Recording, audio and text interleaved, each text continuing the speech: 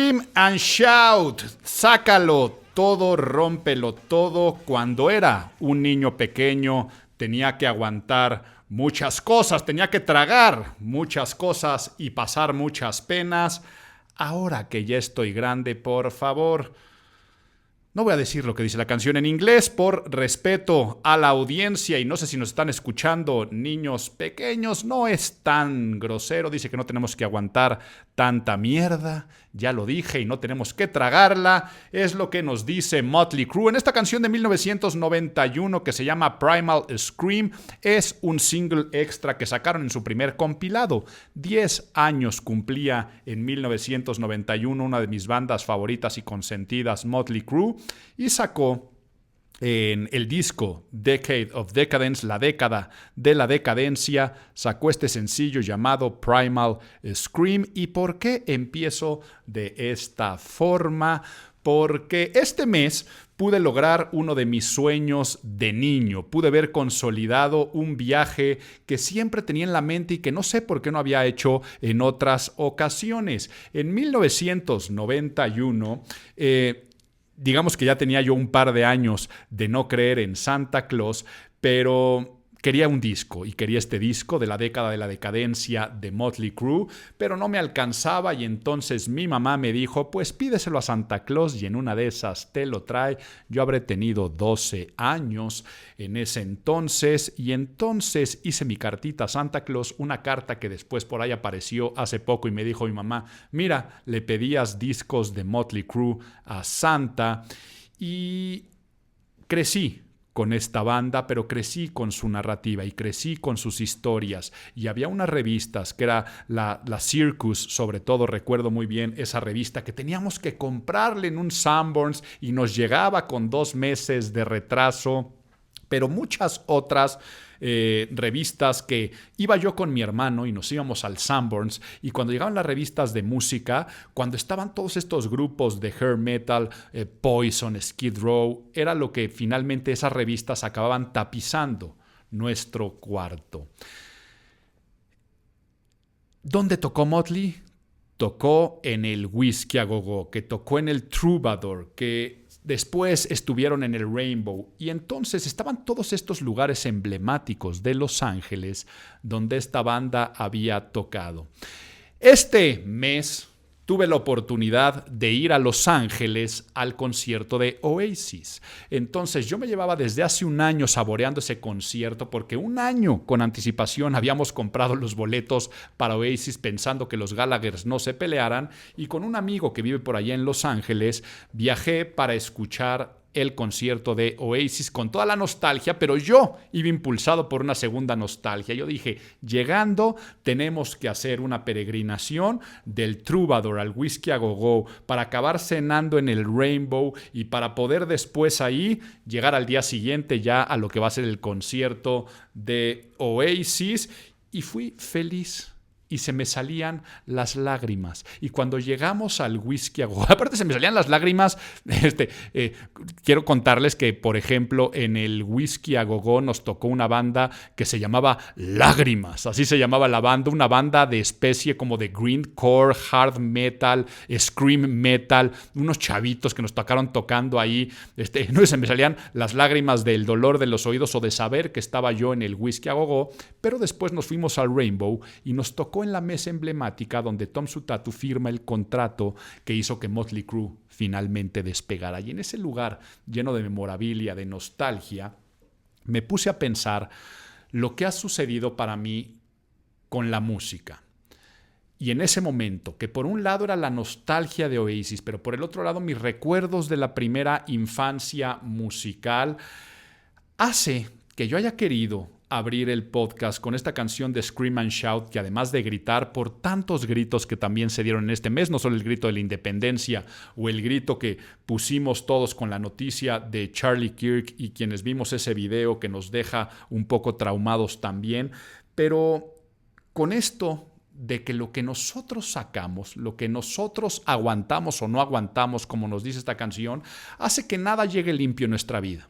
pocas cosas llegan vírgenes a nuestra mente. ¿Y a qué me refiero con esto? Antes de cada noticia, o sea, la noticia de Charlie Kirk, o antes de ver el grito de independencia, si viste el emblemático e histórico primer grito de la independencia hecho por una mujer en este país, cada palabra, cada persona que tú ves por primera impresión, cada cosa que nos rodea, detrás de cada gesto, cada palabra, cada acción, cada intención, ya hay una siembra. Por lo tanto, eso de que la primera impresión es la que cuenta, bien o muy pocas veces en la vida tienes una primera impresión que esté totalmente virgen.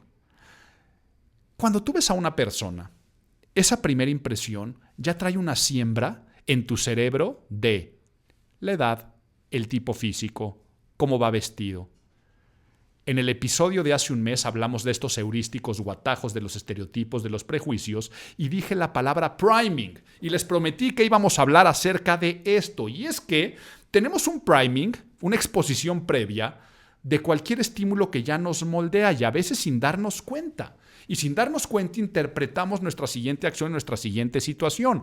No es lo mismo una persona que se viralizó en estos conciertos de Oasis, cuando creo que fue en los de Escocia y en Inglaterra, que el abridor era The Verve y estaban tocando la canción de Bittersweet Symphony, y te ponen una mujer que estaba shazameando qué canción era esa. Y fue como escándalo de decir, no te mereces estar en un concierto de Oasis si los abridores son The Verve y no sabes la historia que hay detrás de Bittersweet Symphony y le estás robando el lugar a alguien de decir, pues esta canción me suena conocida, ¿cuál es? Entonces, para algunos era como una especie de sacrilegio, mientras otros ya llegan haciendo todo un ritual. Por ejemplo, el famoso Ponsan.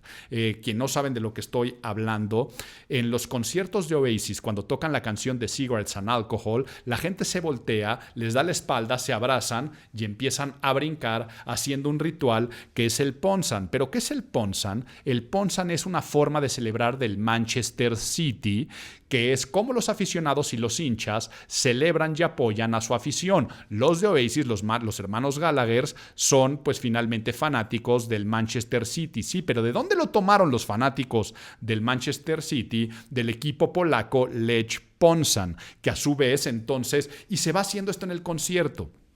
Y yo vi, por ejemplo, en los conciertos de México, una reseña de El Sopitas, donde decía, fue el Ponsan más descafeinado de la gira. Pues es que yo no sé en México cuántas personas hayan llegado con la siembra consciente de que en esa canción se tenía que hacer eso. Y sobre todo si lo comparas con los conciertos que se hicieron, no sé si hubo conciertos en Manchester, pero que se hayan hecho en Manchester. Y entonces, mientras más adelantada la gira te va tocando, pues la gente va encontrando los rituales, las formas, las sensaciones que se tienen que vivir. Entonces, fui al concierto de Oasis, hice el Ponsan, pero yo cuando llego entonces a una ciudad como Los Ángeles, que ya la conocía muchas veces también por temas de trabajo y que incluso también por otro tipo de viaje, nunca había ido a un viaje de forma musical que fuera coherente irme a meter esos lugares. Pero mientras yo iba recorriendo Sunset Boulevard y estaba yo entrando a estos bares, mi mente estaba en un estado emocional muy diferente. Mis asociaciones, el priming cognitivo que yo tenía hacía que mi experiencia fuera diferente. Entonces, este mes hubo dos acontecimientos, ya mencioné uno, de hecho ya mencioné los dos, el asesinato de Charlie Kirk y el grito de la presidenta, donde yo lo voy a analizar desde el priming cognitivo, pero quiero que tú empieces a ver la vida de esta forma. Yo sabía que en este mes iba a hablar de este tema porque se los prometí. Por lo tanto, me esforcé de vivir la vida desde mis primings cognitivos. ¿Por qué reacciono como reacciono? ¿Por qué me dispongo o predispongo en actitudes ante ciertas cosas? ¿O cómo le hago yo consciente o inconscientemente para predisponer a los demás? Claro que conscientemente lo hago en mi trabajo como consultor en imagen pública constantemente, porque el priming cognitivo es uno de los elementos base o semilla de los terrenos de la percepción, pero vamos a explicar ahora sí qué es, vamos a ponernos nerds. Get those nerds! Nerd! Nerd! Bueno, ¿qué es el priming? El priming es la activación de una red semiótica, quiere decir una red de interconexiones en mi cerebro que le sacamos un significado, a eso me refiero con red semiótica, que va a sesgar la interpretación posterior. Quiere decir que a través de tus acumulaciones perceptuales pasadas y arraigadas, tú ya llegas con ciertas conexiones a vivir cualquier acontecimiento que tú puedas hacer. Hace un rato hablaba de conciertos. No es lo mismo cómo vas a un concierto cuando eres fan de la banda que cuando llegas a un concierto, que porque ahí acabaste lo que me pasó al meterme al Troubadour o al Whisky a Go-Go, que me tocó la banda que estaba tocando en ese momento. Claro que yo y mi amigo estábamos sin sabernos las canciones, sin pelar, y había gente enfrente del escenario con pancartas, brincando, coreando cada canción y llorando. Pues es lógico por el priming o la experiencia cognitiva que tienen. Sonaban los primeros acordes de una canción y entonces los fans decían, esta es la canción, fra, fra, fra, fra. Pues es lógico, porque nada más de escuchar un acorde, tú puedes saber qué canción es la que estás escuchando o estás interpretando porque ya está en tu memoria. Creo que ya me estás entendiendo lo que es un priming. La traducción como tal siempre ha sido recuerdos, prejuicios, estereotipos, heurísticos, lo que hablamos la vez pasada, pero el priming va todavía un poco atrás. Y es por eso que a nivel neurociencias se utiliza el anglicismo, se utiliza la palabra priming, pero sería como la primera capa. Y viene de esta analogía, que cuando tú barnizas o cuando pintas, viene este priming o primeras capas que les das a las cosas para que después agarre o no agarre ese barniz o esa pintura o que tenga una mejor impronta a nivel mental y cerebral y que esto afecta. Por lo tanto, vamos a hacer un ejercicio muy rápido y un ejercicio muy sencillo. Estamos en el mes de septiembre. Si tú eres mexicano o mexicana y yo digo septiembre, ¿qué se te viene a la cabeza? Y entonces para ti seguramente septiembre lo asocias con el mes patrio. Pero igual si yo te dijera las palabras independientes, ¿no? Si yo te dijera bandera, campana, independencia, vas a crear una imagen mental de el cura Hidalgo dando el grito, una fiesta del 16 de septiembre, donde está celebrando, del 15 al 16, celebrando la independencia. Ahora, si tú me estás viendo y me estás escuchando desde Guatemala, Perú, Argentina, España, Estados Unidos, desde tantos lugares donde nos escuchan y que les mando muchos saludos, si yo te digo bandera, se te vienen otros colores a la mente. Si te digo la palabra independencia, pues si tu país se independizó de otro en algún momento, se te vendrán otras imágenes mentales. Pero hay algunas que compartimos. El olor a café, por ejemplo. El olor a café lo relacionamos con la mañana, con despertar, pero también con la calidez. Es como un abrazo, es como un apapacho. Entonces genera confort. Confort relacionado con el día y relacionado al hogar. Y esto ya entonces las neurociencias lo empiezan a investigar a través del neuromarketing y empiezan a utilizar el priming para poder lograr respuestas conductuales en la gente. Y entonces puedes crear un marketing sensorial. Y es que hay que entender que el priming se puede dar desde diferentes puntos. El priming siempre es perceptual, o sea, siempre tiene que ver con percepción. Pero a nivel percepción puede ser meramente perceptual me refiero a nuestros sentidos. O sea, tú puedes tener por algo que ves, por algo que escuchas, por algo que hueles. El simple hecho de oler el perfume de una persona que amaste y lo vuelves a escuchar, ese priming te va a mover en lo individual muchas emociones, pero a nivel social. Si tú hueles algo desagradable, que toda la gente ya tiene un priming que así huelen los excrementos, y algo te huele a excremento en un lugar que no viene al caso, pues va a haber una sensación de rechazo. Entonces, ya sea a nivel individual o colectivo, les digo, el priming puede ser perceptual, pero también puede ser a nivel conceptual.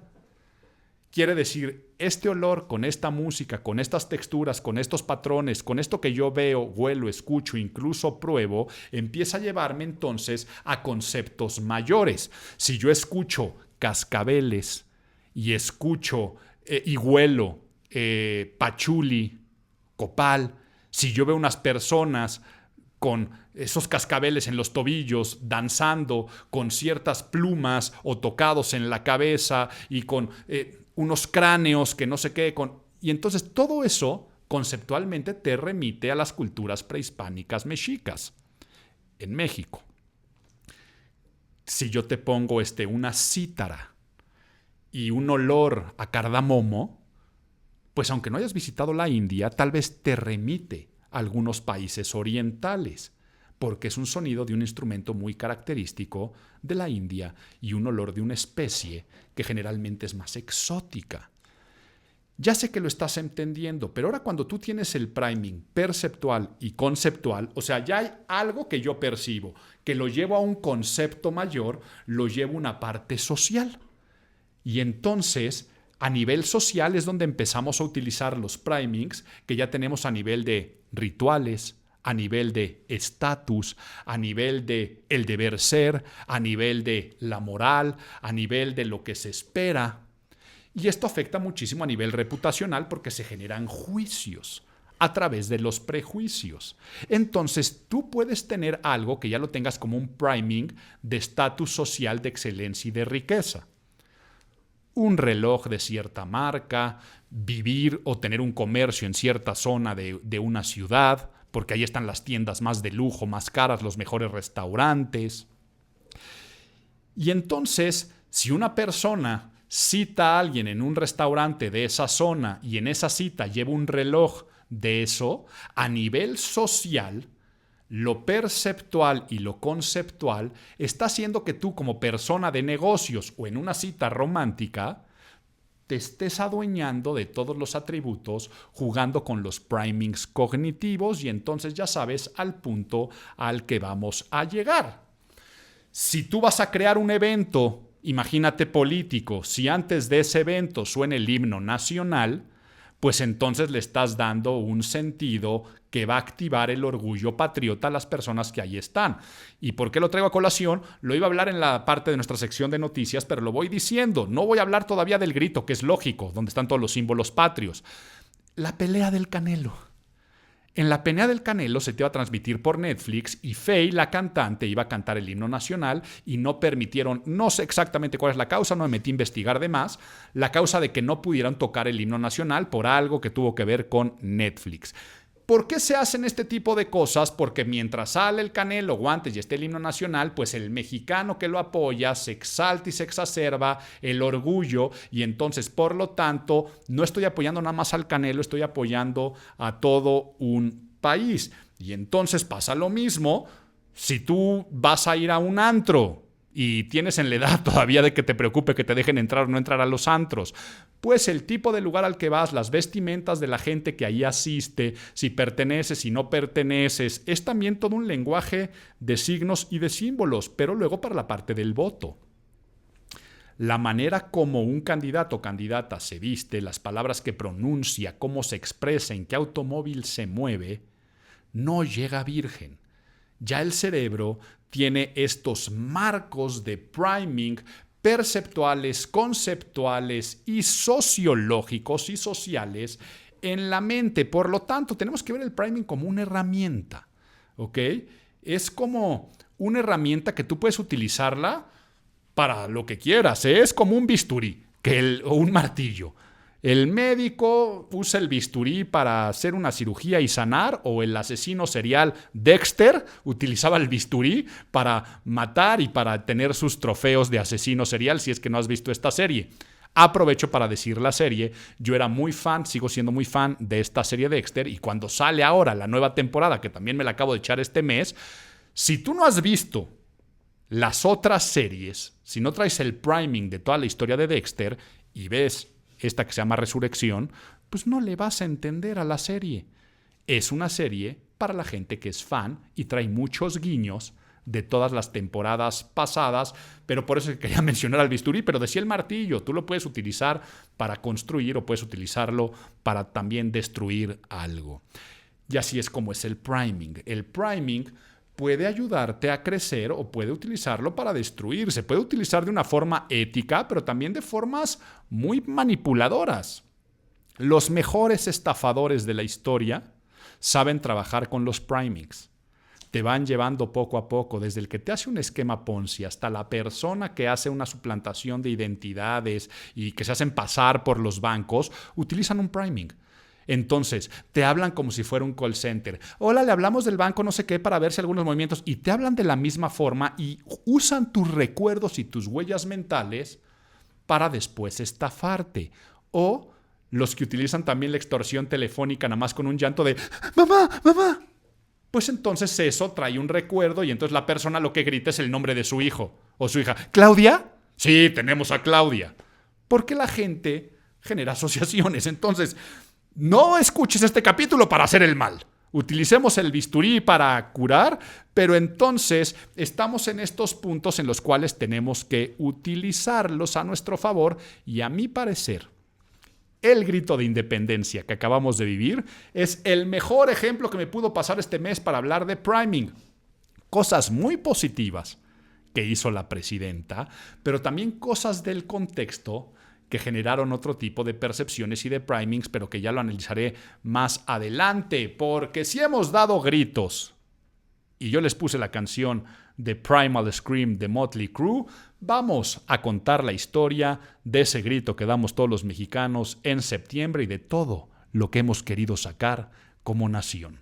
¿Me cuentas un cuento? Imagínate que tú estás dormido, dormida muy a gusto y de repente te despiertan una serie de campanazos, ¿no? Oye, ¿qué está pasando? No sé, asómate a la calle, toda la gente va corriendo a la parroquia, tú te le sumas y de repente llegas a la parroquia y allí hay el cura de la parroquia muy desesperado porque su conspiración había sido descubierta, empieza a gritarle a toda la gente que mueran los gachupines, los españoles, ¿no? Para quien no sepa, en México, ¿cómo nos referimos a los españoles que después vinieron y se quedaron a vivir en México? Que mueran los gachupines, pero que viva la Virgen de Guadalupe, que viva el rey Fernando VII. O sea, por un lado que mueran los gachupines, pero que viva el rey Fernando VII, que muera el mal gobierno y que vivan las Américas. Si tú estabas ahí, en una madrugada de un 16 de septiembre, era 1810, tú vivías en Dolores Hidalgo o estabas por ahí por alguna razón,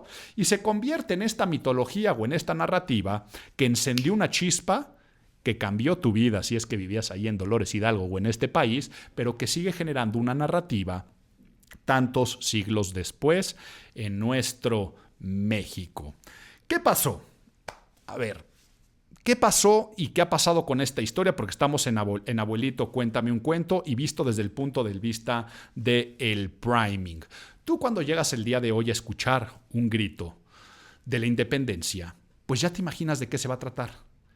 El presidente, en este caso la presidenta en turno, pues va a desfilar con su pareja por Palacio Nacional, va a decir una serie de palabras, va a tocar unas campanas, la gente va a estar vestida de cierta forma, abajo en el Zócalo la gente, pero igual en cualquier gobernatura o en cualquier alcaldía o municipio, pues el presidente o presidenta municipal en turno va a hacer su propia acción y luego va a haber alguna fiesta, va a tocar algún grupo musical.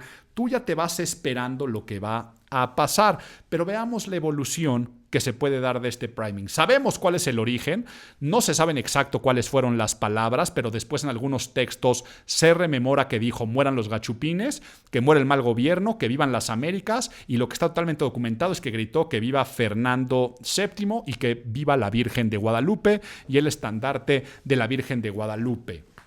¿Qué pasó? En ese entonces sabemos que finalmente estaba el punto de la lealtad al rey cautivo. Cuando las tropas napoleónicas y demás en España cautivan a Fernando VII, entonces están divididas las colonias de quién es la persona que legítimamente gobierna este país. Entonces, el cura Hidalgo no quería desprenderse del español como si lo viera como un yugo y del rey. Se seguía viendo como una colonia, pero sí de las personas que tenían el poder en sus manos en ese momento. Por lo tanto, eso es de que muere el mal gobierno. El gobierno que se tenía en ese momento en el país, pero estaba gritando la lealtad hacia España.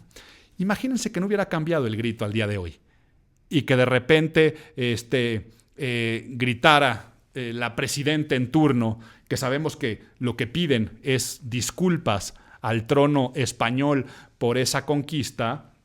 Imagínense que gritara que viva el rey, y ni siquiera que dijera el vive el rey, nada más simplemente un vive España. Imagínense el escándalo que sería, y por supuesto pues a los reyes actuales, que finalmente sabemos que el actual gobierno los tiene atravesados. Por lo tanto, han cambiado las cosas.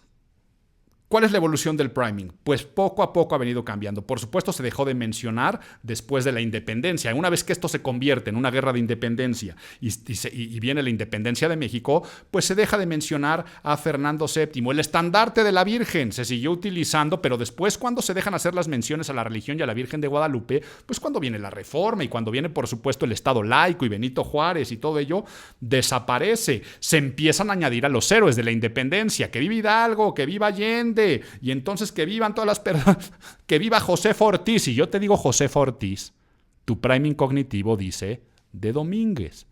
Pero aquí muchos alcaldes, su priming cognitivo con Ortiz es de Pinedo, y cuántos errores por ahí se viralizaron decir que viva Josefa Ortiz de Pinedo. Pues entonces ya finalmente es lo que cada quien trae en sus primings y en su cultura general en el cerebro. Pues adelante. Y claro que voy a mencionar lo que sucedió esta vez con Josefa Ortiz en el grito, pero no me pierdo. Se ponen entonces a los héroes de independencia. ¿Y qué es lo que va pasando? Es que del antecedente generas el precedente, o sea, lo que le va a precedir, lo que le va a preceder. Y entonces, en esa sesión de costumbres, si tú viste cómo el presidente pasado daba el grito e impuso algo nuevo, la historia se empieza a repetir. De repente se añadieron valores universales, que iba la justicia, la libertad. Si tú no lo repites, entonces ya no viven esos valores. Pero ha habido momentos muy emblemáticos aquí en Abuelito, Cuéntame un cuento, como por ejemplo, Porfirio Díaz fue quien lo institucionalizó en el Palacio Nacional. Y él es el que lo adelantó al 15. ¿Por qué? Para hacerlo coincidir con su cumpleaños. Y es por eso que al día de hoy a mucha gente le genera esta confusión histórica. ¿Cuándo es la independencia de México? El 16. Bueno, no es que es el 15. No es que es el 15 en la noche. ¿Cuándo festejamos el 15? Pues el que lo cambió fue Porfirio Díaz. Fue tan sencillo como, si vamos a festejar el 16, el 15 es mi cumpleaños, pues en la noche me armo un pachangón, matamos 2 pájaros de un tiro y lo hacemos en Palacio Nacional y hacemos una gran fiesta, y que afuera haya fiesta para el pueblo y adentro en el palacio que haya una fiesta para mí. Y entonces cada presidente le va imprimiendo su sello. Unos añaden de repente unos nombres de héroes olvidados que semióticamente les pueden ayudar. Otros suman consignias modernas, ¿no? Viva la democracia. Vicente Fox empezó. Vicente Fox fue el primero que dijo mexicanos y mexicanas. Él fue el primero en hacer una alusión, y a partir de ese momento, Felipe Calderón tuvo que empezar a decir mexicanos y mexicanas, y así se empieza a repetir, hasta que viene un switch y tenemos a alguien que dice primero mexicanas y luego mexicanos. Entonces, a quien pones primero empieza a generar también una narrativa bien interesante. Y entonces la vestimenta, la bandera, la manera de tocar las campanas, todo se va convirtiendo en una narrativa. Y este año vivimos algo inédito. El primer grito encabezado por una presidenta. Lo quería analizar en nuestra sección del mes, pero creo que ya es prudente decirlo. ¿Dónde están los primings? Bueno, una cosa es la narrativa que ya se utilizó, de lo que empezó a sembrar Andrés Manuel López Obrador y de lo que han sembrado todos los presidentes de Porfirio Díaz para acá y desde antes. Quiere decir, una cosa son las costumbres, pero hay cosas que se utilizaron de otra forma muy interesante. Ejemplo, la presidenta elige un vestido de color lila, morado, violeta, púrpura, del color que lo quieras decir, de esta unión, y color que no fue casualidad. Si bien no he tenido una declaración formal, no he escuchado algún análisis que haya detrás o simplemente fue sentido común de la presidenta, si ella quería convertirlo en un símbolo de la mujer, del feminismo, de esta lucha que ha sido parte de la bandera de la presidenta, de que si México se escribe con A de mujer y todo este tipo. Yo ni siquiera me acuerdo cuál fue el desliz que tuvo, pero que constantemente ha repetido la palabra patria con A de mujer. Y ustedes se acordarán, lo analicé en su momento. México con M de mujer, y creo que fue cuando dijo patria con A de mujer y que ahí no le salió el juego de palabras, pero no me pierdo. El color lila, el color violeta, ese color morado, es el color ya del feminismo, es el color de la lucha. del 8 de marzo. Y les he contado que esto es una narrativa simbólica, les he contado en otros podcasts, que es porque en la fábrica de Nueva York de Cotton, donde vino esta huelga de mujeres que se encerraron pidiendo equidad laboral y el dueño le prendió fuego y murieron tantas mujeres, estas mujeres utilizaban, o más bien lo que tejían o hilaban o fabricaban, era una tela de este color. Allí es donde empieza la narrativa de este color violeta como el color del feminismo, pero se llevó después a un tono muy particular. Y ese tono particular es el que estamos viendo repetido en cada vez que se hace una narrativa relacionada con el feminismo. Y entonces que la presidenta haya elegido un vestido de ese color, yo desde que salió y le empecé a ver caminar, dije, qué bueno, que están haciendo las cosas semióticamente correctas. Mandas mensajes sin tener que hacerlo denotativo, sino connotativo. Y luego, la parte denotativa, que yo también me gustó mucho, es cuando viene la mención de los héroes y en un momento menciona a las heroínas anónimas. Tantas mujeres que tuvieron que estar involucradas en la lucha de independencia. Mete entonces por primera vez, no sé si ella seguramente lo va a repetir durante todo su sexenio, no sé si los presidentas que sigan van a seguir mencionando a estas heroínas anónimas, pero deja ahora el antecedente de mencionar a Josefa Ortiz Telles Girón. No Josefa Ortiz de Domínguez, dando un golpe sobre la mesa de que las mujeres no son de nadie. Hay quien lo criticó, hay a quien le gustó, hay a quien se le hizo innecesario. A mí se me hizo una estrategia de su bandera de gobierno de mujer para la mujer y que llegaron todas. Se me hizo bien interesante darle la narrativa de soltera. Por ahí yo leí, divorció a Josefa Ortiz en pleno grito. A ver, no digan tonterías. Hizo un gran statement de imagen pública y eso yo desde la narrativa, de la semiótica y del uso de los priming cognitivos me gusta. Desde el vestido, desde haberle dicho Telles Girón y no Ortiz de Domínguez, me gustó mucho. Ahora, ¿cuál es el problema? Que la narrativa se la robó el esposo.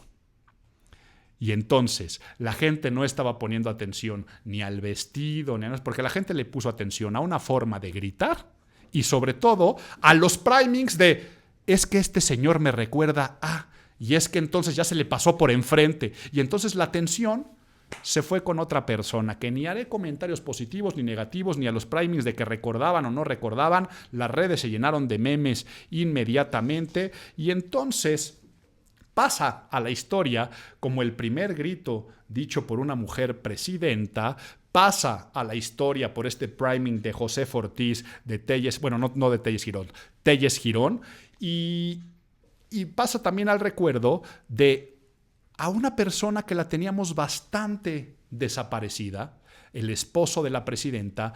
En este primer año de gobierno no había figurado, no había estado presente.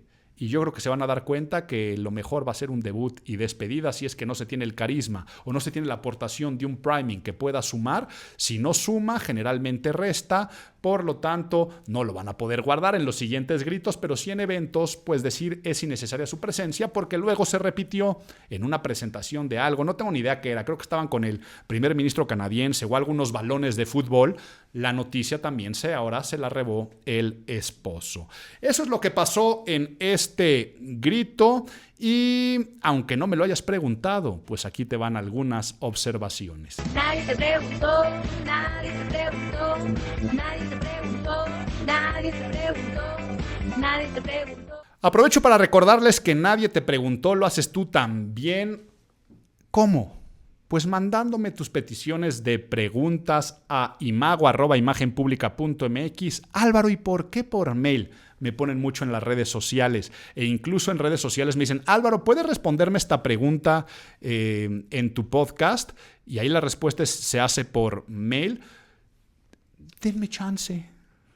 En un priming que he repetido muchas veces, si alguien realmente se toma la labor de redactar un mail con un tema, una consulta y convertir a Nadie te preguntó en un consultorio, Eso quiere decir que realmente le estamos dando sustancia y por lo tanto para mí es mi priming de decir solamente responderé las preguntas que nos lleguen por mail, pero aquí quiero yo en esta vez más que hacer el consultorio, ver por qué podemos o cómo podemos utilizar el priming en nuestro día a día. Y la realidad es que yo no podría darte un manual para usar el priming en función de tu imagen y tu reputación, porque de todas formas lo hacemos.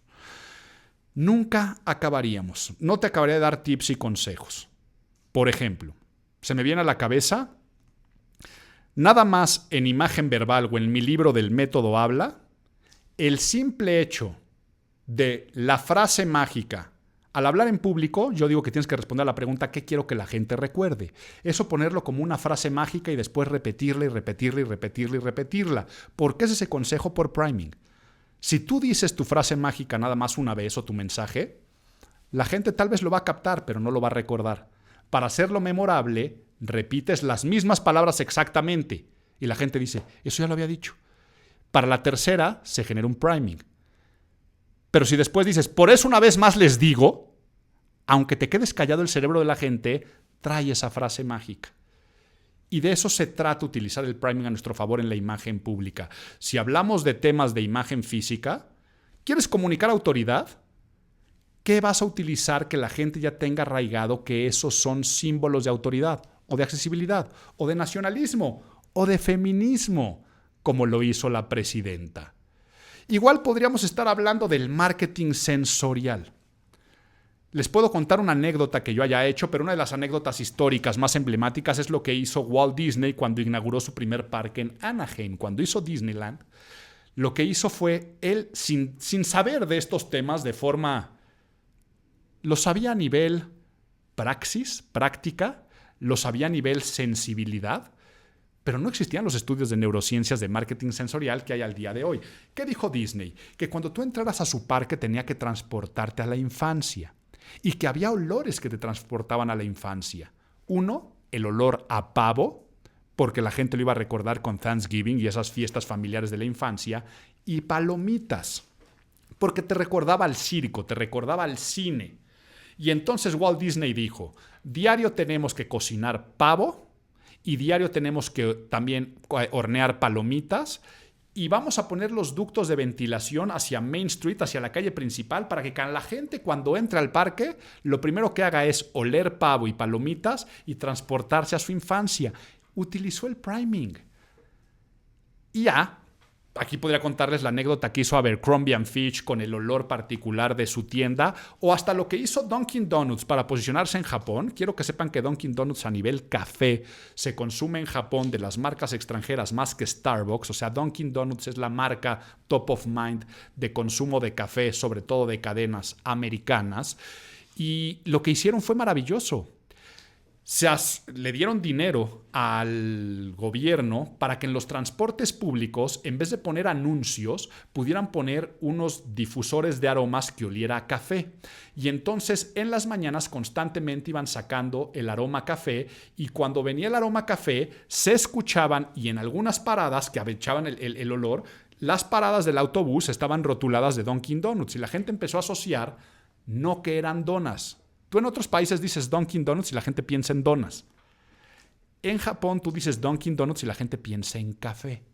Y lo hicieron a través de estos anclajes de posicionamiento de generar un priming. Si yo cada vez que huelo café veo el anuncio de Dunkin' Donuts, la gente después olía café y pensaba en Dunkin' Donuts. O veían un Dunkin' Donuts y se les antojaba un café. Esto aumentó el consumo de café en las tiendas de Dunkin' Donuts y el resto del mundo, la holding en Estados Unidos dijo, ¿por qué no hicimos esto a nivel internacional? Es sorprendente y a mí me ha tocado una vez que estábamos haciendo toda la imagen de un residencial y hotel de alta gama y alto lujo en una zona turística de playa, se tenía que vender la experiencia desde preventa, desde crear un showroom. Era un terreno agreste, en obra, en construcción, con maquinaria, con el sol del Caribe a todo lo que da. Ya iba a ir gente a ver si invertía en ese proyecto o no en ese proyecto. ¿Qué hicimos? Jugar con el priming.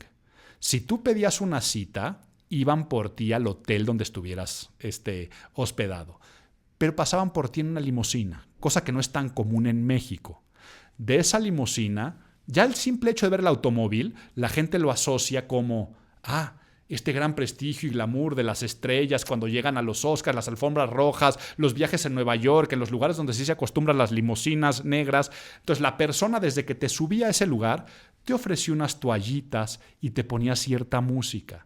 Para cuando llegaras al lugar del showroom, todo lo que te iba recibiendo poco a poco te recibían con una copa de champán. Y entonces, esa copa, lo que tú hacías es, ¿con qué asocias esa bebida? Entonces, todo lo que te está comunicando es lujo, lujo, lujo, lujo. Aunque vayas a llegar a un lugar donde lo único que te vas a encontrar es una maqueta y un lugar donde te va a atender. Pero desde la persona que te va a atender, las palabras que te va a decir, entonces desde la bebida hasta lo que olía ese lugar donde te recibían las personas en esas oficinas, donde ibas a ver una maqueta, todo es jugar con un priming cognitivo de voy haciendo algo que se conoce como un setting. Entonces, el setting es llevar el priming a nivel emocional y sensorial, donde ya una vez que está puesto todo tu set, es donde viene la acción. Invierte en estos departamentos. Por lo tanto, ¿cómo lo puedes hacer en tu vida a vida? Siempre haciendo conciencia. Cuando tú quieres conseguir algo, tus negociaciones incluyen también esta cuestión de que nada llega virgen. Si tú vas a pedir un aumento de sueldo, ¿cómo puedes jugar con los primings para que en el momento que tú te acerques con la persona de recursos humanos a decir necesito un aumento de sueldo, qué es el panorama que vas a tener para generar el setting perfecto e incluso el día y la hora? Si tú dejas el viernes a última hora, jefe, es que quiero hablar si tú lo dejas para el final del día en la noche, donde ha pasado todo el estrés, va a ser totalmente diferente que si aprovechas la hora más fresca de regresar en enero de los primeros lunes en la mañana. Va a ser diferente el ánimo. No estoy diciendo que lo hagas durante una fiesta, porque en una fiesta te van a decir tampoco me molestes, pero sí en algún momento donde esa persona vaya a estar de buenas. O cómo puedo yo generar con un priming que la persona se ponga de buenas. Porque si está emocionalmente positivo y yo pido mi acción como un aumento de sueldo, me van a decir que sí, pero igual para un ligue. Y lo hacemos de forma consciente o inconsciente. Empiezo a darle likes a fotos de hace 22 semanas de la persona. Como que no me di cuenta y es un mensaje para yo generar en ti una impresión de que te estuve estoqueando. Pero luego dejo de estoquearte. Y entonces la persona más dijo, como que le dio like a una publicación mía de hace mucho. Y entonces eso va generando un contexto que tú lo vas a ir sembrando. Entonces, yo empecé este podcast diciendo, nada llega virgen, todo llega con una siembra. Entonces tienes que saber qué es lo que ya está sembrado. Y si no, empezar a sembrar las cosas que después te van a ayudar a ti a cosechar. Y entonces, en este cultivo de cosas positivas, que es la imagen pública, nada es fortuito, nada tendría que ser fortuito. No es mi caso en este año, pero en otros años a mí me ha tocado asesorar presidentes o alcaldes o gobernadores para su grito. En estas fiestas patrias me tocó asesorar a 2 personas que dieron el grito de independencia. Y entonces no es nada más de, pues me late que te tienes que vestir de esta forma y decir estas palabras, sino tengo que saber cuál es tu proyecto de gobierno, cuál es tu posicionamiento en esta alcaldía. Por lo tanto, si le vamos a meter un viva por ahí, no es lo mismo gritar viva las condiciones dignas o viva la familia o viva el... Podemos gritar cosas que generen también una narrativa a nivel local. ¿Tienes pareja? ¿No tienes pareja? ¿Se aparece? ¿No se aparece? ¿Es la novia o novio en turno? ¿O es alguien que sí esté ya muy formal y que puede convertirse en un patrimonio? ¿A quién vamos a poner a cantar, a bailar? Y es que sin echar aquí de cabeza o tirar tierra, porque además no sé exactamente en qué alcaldía fue, ni en qué estado fue, hubo una noticia que se viralizó al día siguiente de que en ese evento después salieron una especie de strippers, de bailarinas exóticas, vestidas con los colores patrios y otros hombres con el torso desnudo a bailar. Y entonces Pues era un evento familiar y no vino al caso. Por lo que te recuerdan. No estoy diciendo que las señoritas tengan que ser forzosamente bailarinas exóticas o strippers, pero parecían. Y el de Cuautla, el presidente municipal, pues toda la noticia salió borracho. Entonces, ¿qué estás mandando de mensajes? Y él dice que no estaba, pero si parece, si se escucha. Por eso digo que nunca terminaría, porque ya me metí en la política y me tengo que morder la lengua, si no, no acabaría de ejemplos, pero igual en la empresa. Desde cómo vas a recibir a la gente en una sala de juntas, yo aquí sí me echo flores. Cada vez que tengo citas en el colegio de imagen pública, la gente me dice, ¡ay, qué padre! No sabes qué bien me atendieron, ¡ay, qué bien me recibieron! Me encantaron esos detalles. Y es que desde que se recibe a la gente hay un letrerito que viene con su nombre, bienvenido Álvaro Gordoa, imagínate que aparece tu nombre y todo el proceso o el protocolo es para que puedas ver el colegio, para que te sientas atendido y entonces la gente al final te hace comentarios agradables. Sí, dicen que un mago no tiene que revelar los trucos, todo es a propósito. Todo tiene un priming con algún objetivo. Y el mío es cómo tiene que ser la imagen de una empresa de imagen. Ahora llévalo a lo que tú te dediques. ¿Cómo vas a utilizar entonces esta narrativa? Y vámonos con el análisis del mes.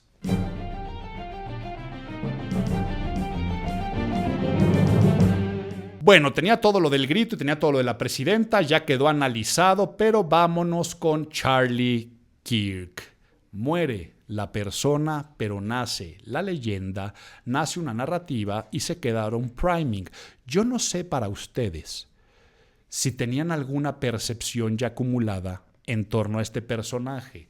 Para muchas personas fuera de Estados Unidos, pues Charlie Kirk era un desconocido hasta este punto, pero en Estados Unidos ya existían estas polarizaciones.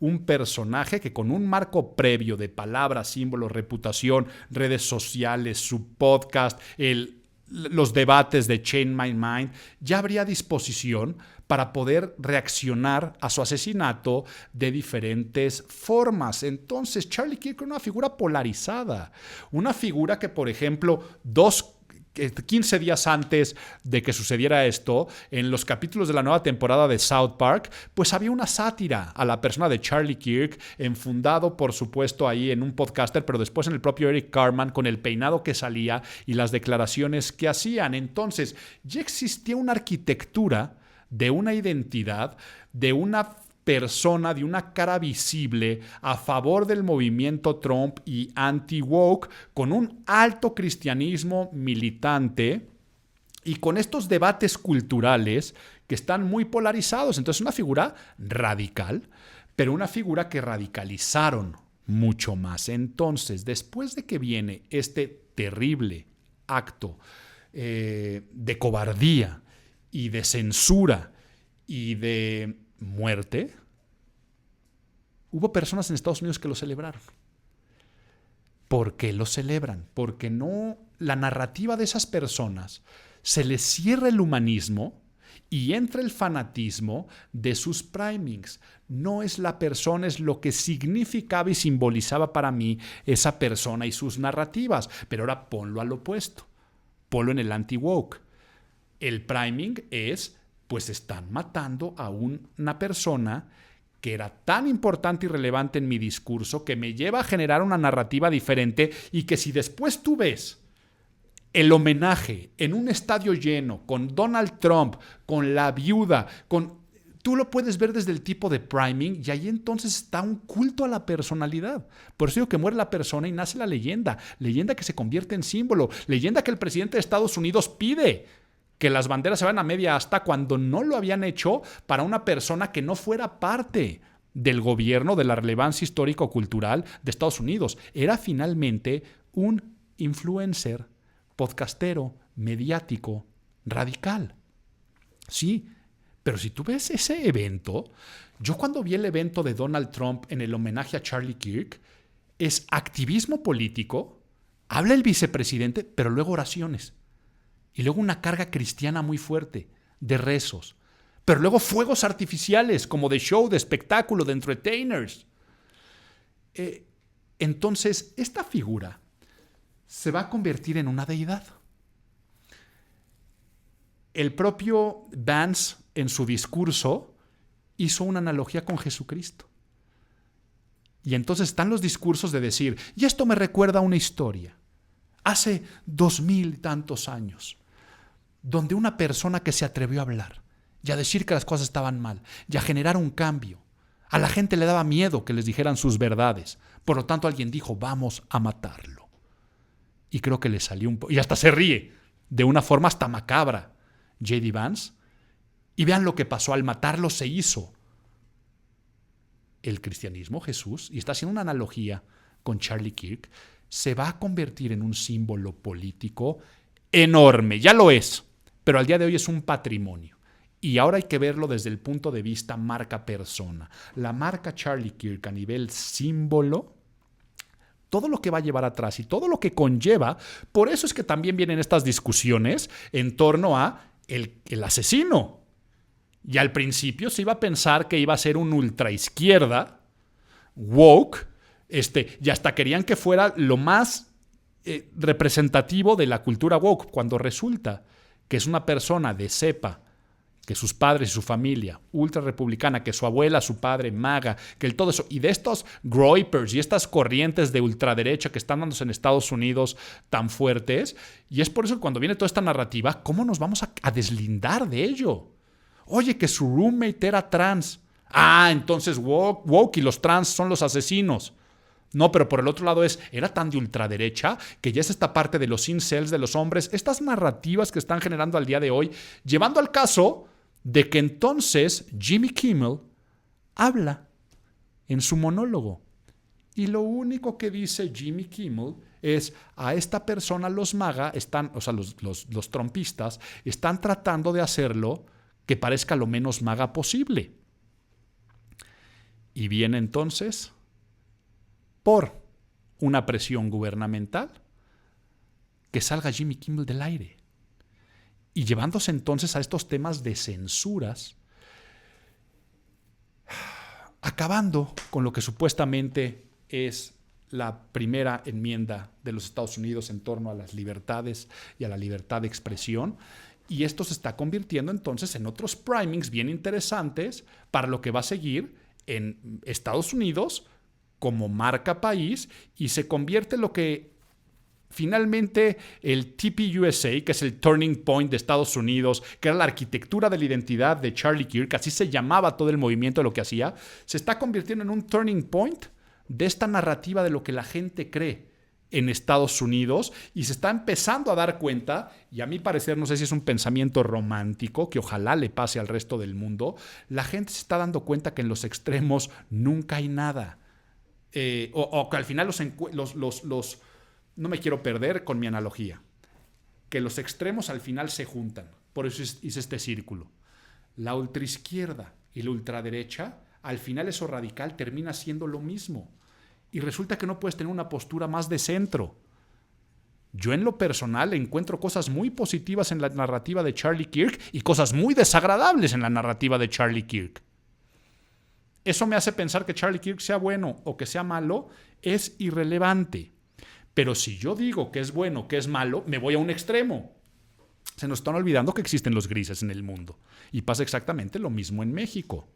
Yo sé que si digo que el grito de la presidenta fue algo positivo, pues los que son anti-4T, pues me van a atacar. Álvaro, eres un chairo hablando bien de la presidenta, de no sé qué y no sé cuánto. Pero resulta que si hablo mal de la presidenta y digo que el país va por cosas muy negativas, maldito fifí, no sé qué, no sé cuánto, yo puedo como mexicano decir, el país está de la fregada en tantas cosas. En salud, en educación y por supuesto en seguridad. Es terrible lo que está pasando en este país. Pero también puedo decir que están pasando cosas muy buenas en algunos temas de programas sociales y asistencia. Hay algunos que son asistencialismo, sí, está muy mal eso. Pero hay cosas positivas en todo. Entonces, nuestro cerebro al día de hoy no está permitiendo más que el priming de lo que alguien más dice o que otra narrativa de alguien te impone. Y estamos perdiendo el pensamiento crítico. Y aquí es donde entonces yo cierro con una paradoja. ¿Existe tal pensamiento crítico?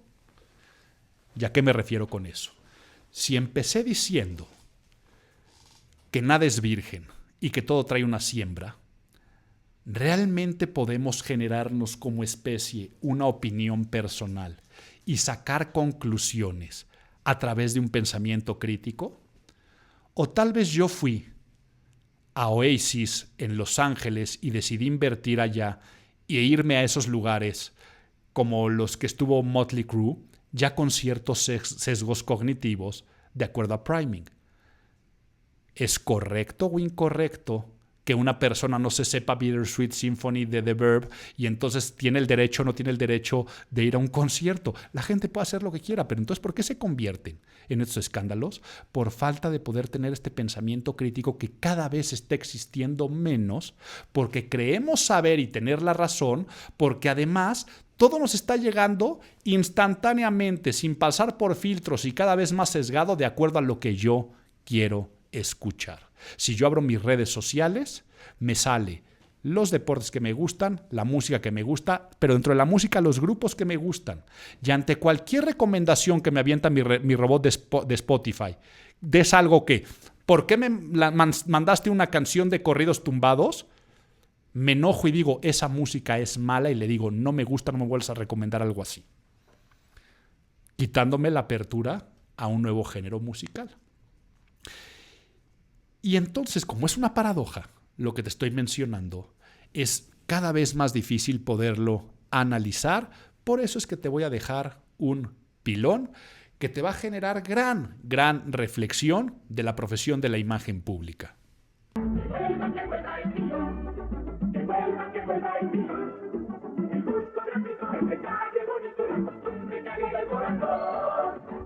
Qué bueno que nos dan pilón, pero qué bueno que Robert Cialdini escribió algunos libros. Los tengo por acá atrás en mi librero. Pero hay un libro que se llama Influence, de Robert Cialdini. Influencia. Léetelo, escúchalo, seguramente está en versión audiolibro, para que puedas entender cuáles son estos gatillos, estos disparadores que predisponen las decisiones. Por si eres una persona loca que algún día se te ocurre disparar otro tipo de gatillos, como lo que pasó este mes pensando que ahí es donde está la solución, o que si tú de repente ves algún post o algo que despierta en ti gatillos emocionales que te están enojando, que te están afectando y que te están polarizando, ¿por qué mejor no entender estos otros disparadores que predisponen las decisiones? Para que de esa forma tú te empieces a dar cuenta cuando estás siendo influenciado por algo o alguien a nivel contextual y cómo vas a poder tú frenar esos gatillos y tratar de recuperar un poco el pensamiento crítico. Pero como el bisturí o como el martillo, es un gran texto si lo que quieres hacer es jalar el gatillo a nivel persuasión y cómo utilizar el priming para influir en los demás. Te dejo esa recomendación. Nos vemos el próximo mes. ¿Y qué creen? Que el próximo mes, me tengo que morder la lengua. Te voy a tener una sorpresa en este podcast. No te lo puedes perder porque en este mes de octubre va a suceder algo muy interesante. Te doy aquí una probadita y un teaser. En este mes de octubre presento nuevo libro, pero es un libro en coautoría. Es todo lo que puedo decirte. De momento ya te vas a enterar. Nuevo libro de imagen pública el próximo mes. Nos escuchamos, que ahí será la presentación formal.